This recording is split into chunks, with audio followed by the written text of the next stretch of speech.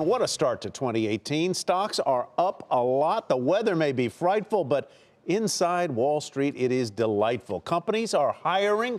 Optimism is high. The Dow and the Nasdaq recorded their best starts to a year since 2006. And today's not too hot, not too cold employment report helped drive all of the major indexes to fresh records. Again, the Dow Industrial Average advanced 220 points to 25,295.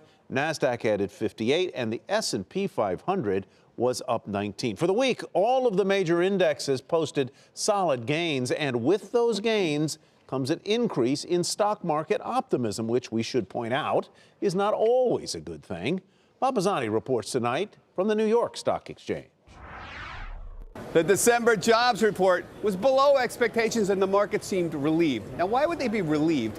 Because the economic reports have been so strong recently that traders are beginning to worry that the Federal Reserve might be more aggressive raising rates to slow down an overheating economy. But today's jobs report was just about perfect.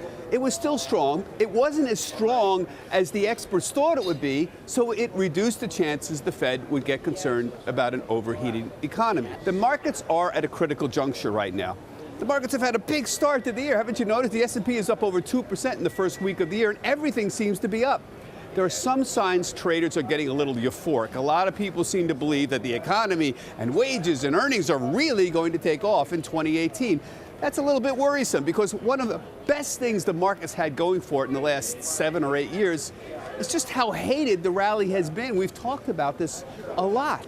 So now people are starting to like the rally, and some people are starting to like the rally a lot. And that makes a lot of people, including me, a little bit nervous. Now, next week, earnings season starts, and expectations are very high.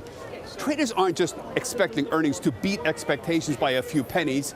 They want a lot more than that.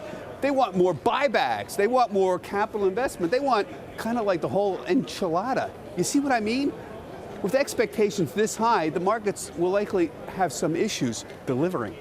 For Nightly Business Report, I'm Bob Pisani at the New York Stock Exchange.